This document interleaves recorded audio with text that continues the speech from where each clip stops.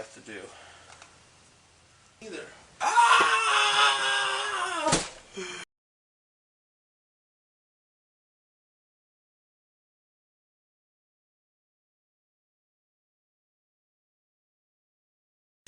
Hey everybody, today on High Volts RC, we're doing our very first review of our Exceed RC's MaxStone rock crawler.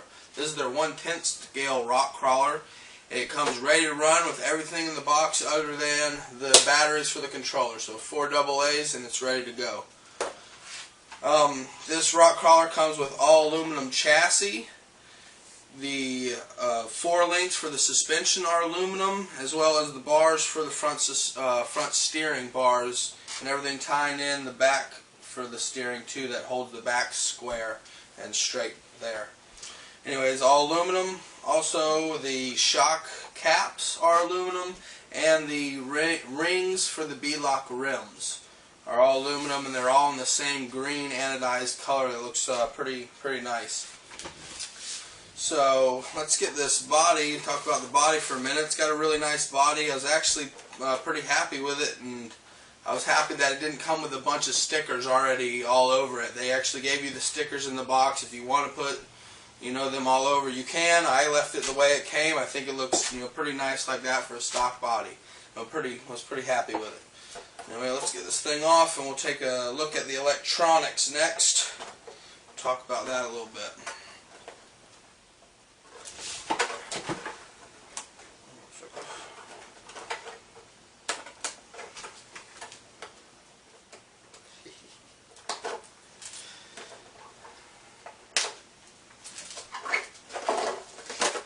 Here's a close-up of the electronics on our MaxStone rock crawler. The battery is held down by this crossbar that is secured in place by 2 body pins, or body clips. Go right through here, hold that down. It actually came with these grooves cut out of it, like it fits on an old school battery pack or something. And it doesn't really fit like that, so I just flipped it over and I run it upside down. Seems to do fine, or a little bit better like that. Anyway, it came with a 1800 mAh nickel metal hydride battery that actually lasts surprisingly long in this vehicle. I would say it lasts well over an hour, and I was fairly happy with it. This vehicle doesn't need a LiPo battery or anything. Doesn't really seem to me. Anyway, next we have the ESC in here. Now, this vehicle does not claim to be waterproof, or it's not advertised as waterproof, although on the side of the ESC it actually says that it's waterproof. So let's see if we can get that. It says it's waterproof right there, and on the receiver, let's see if we can get it to focus, there's little water drops on the receiver, so I'm assuming that means this thing's waterproof and ready to go, and we plan on testing that theory out. But anyway, so that's really, and also the motor on the bottom side here is just a 540 size motor in it, and I don't know any of the specs for any of these electronics because as far as I can find, they're not offered anywhere on Exceed or Nitro RCX's website. So I don't know anything about the ESC or anything about the motor other than it's got a waterproof sticker on it. That sounds good to me. Alright, moving right along. Alright, finishing up the electronics portion of our review is the controller. It runs on 4 AA's, which is really nice. It has all the throttle and steering trims, as well as throttle and steering dual rates and reverses for both servos. On and off switches under the cover. On the back it has a plug-in for a charger, I guess, where you can charge the batteries, although it didn't come with the plug-in for it. The remote feels pretty nice. It works well, does everything a 2-channel remote needs to do, other than you could barely reach the wheel with your thumb. It'd be a lot nicer if that wheel was just back a little bit further, where you could drive one-handed, especially with this slow-moving vehicle. You don't really... it's nice to have a free hand for whatever you're doing. But anyway, so if that was a little bit closer, I suppose I could grow out my thumbnail a little bit and be able to drive it pretty easily. So anyway, that finishes up with the controller. We'll get on next. Drivetrain of this vehicle. It's got the 4-link suspension, which works really nice, gives it a lot of articulation. I've been pretty happy with the suspension so far. The springs and shocks are nice and fluid, they're nice and soft, works great. This vehicle actually comes with 2 other sets of springs for this, one softer and one harder, so you can really fine tune the ride, and it also comes with the clips for the springs for your preload clips. So you can do some adjustments there. Now it says on the website that you can tune this suspension. I'm pretty sure, I don't know if it was just the 1/8 that said that about it. I'm pretty sure it said the 10th scale too. It has extra holes in the chassis to tune your suspension, although the extra holes are being used up by the bottom chassis plate and the top battery electronics rack or whatever it's got going on here. So you can adjust the top 4-link. It's got 3 holes there to adjust the top 4-link to change the pinion angle, I guess. So change your pinion angle a little bit on your drive shaft if you wanted to do that with it. That is in fact the only adjustment that it has. Moving right along, the servo, which I guess we could have talked about that in the electronics, but the servo seems to be a nice unit. It turns these wheels well. Doesn't matter if it's rolling or not. It does a great job there. Now, this thing's in the counter all wet. Okay, now let's talk about the drive shafts. The drive shafts on this vehicle, it actually looks like it's got a pretty decent set of drive shafts in it. They're plastic tubes, of course, but then the ends of them, the yokes are actually all metal, and which is really nice. That's a problem I had on some of my other vehicles with the drive shafts actually just blowing apart because they're plastic. Oh, this is all metal yokes. It's really nice. The only downside to this is they actually use a Allen wrench set screw to set the drive shaft onto the axle, the rear end and front end axle and transmission side as well, instead of a pin that goes all the way through it securely holding it. So, you know, that's a possibility there for, you know, it could have been a little bit better, I guess. So anyway, moving right along, let me look at my list here so we don't forget anything. It's got, of course, 4-wheel drive, lock of differentials.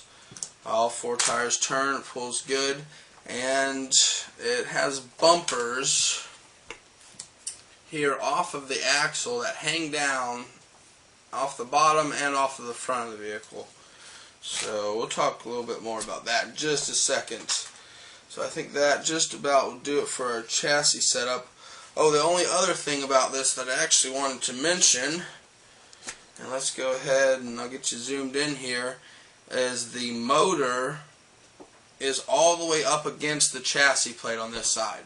So there's no possibility to actually change the pinion gear if you want this thing to go a little bit faster or anything like that. I was going to put a little bit bigger pinion in it to get a little bit more speed out of it, just because, you know, everything bigger and faster is always better, right?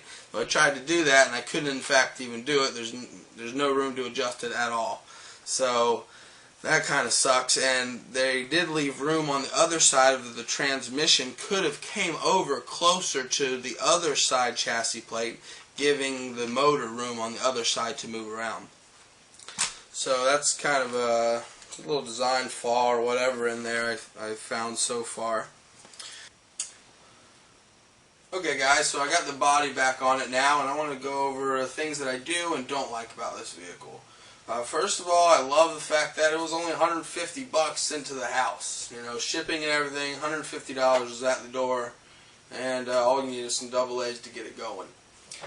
Definitely the looks of this vehicle, I think this is by far the best looking vehicle that Exceed offers. With all the aluminum parts, the aluminum beadlock rims, and the nice green body on there, I think they really nailed it. The wheel and tire combination that they used on here too is just really nice. It's a good looking rim, it's good looking beadlocks on there. Really all around just nailed it. And a super strong steering servo also is one of the things I like about this. Some of the things I don't like about it, let me make sure I didn't miss any of my do likes. Oh, I like the color green. Green is nice. So, things I don't like about this are the drive shafts. Number one is they don't use the pins. They're just set screws like I mentioned before, and that was in fact our first break. We lost the rear wheels were stopped pulling when we were in the mud pit. So that's what happened. The set screw actually stripped out. I put it back together, tightened it back up, checked the other ones, and we haven't had that problem again. So, we'll see how that goes there. Now, the only other thing is the steering. The steering, it works great, but it doesn't turn very far. The turning radius of this vehicle is very wide. I mean, to do any maneuvers, you have to back up and forward and back to get it to point the right way. And there is actually more room in the chassis for more wheel locks. The servo arm and the steering linkage that they got up here just doesn't give it to you. It's just not long enough. It just doesn't do it.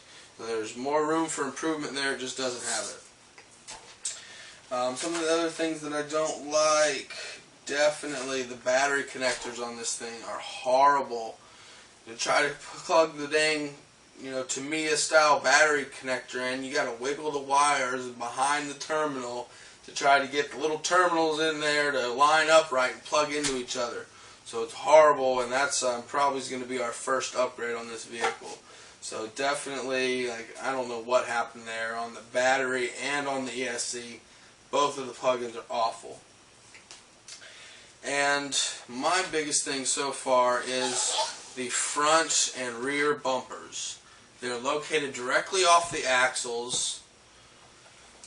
They hang down underneath the axles. They bolt onto the bottom, leaving a big gap or a big hard spot on the bottom that gets hung up on everything. And in the front, this bumper is the first thing to hit. It gets caught up on absolutely everything. The back too, same setup. It's horrible. You can see the mud dripping out of my tires right now. We have this thing in the mud hole, and it was doing great other than those bumpers were just slowing it down so much. They're pushing the mud around everywhere, and so those are definitely have to go too.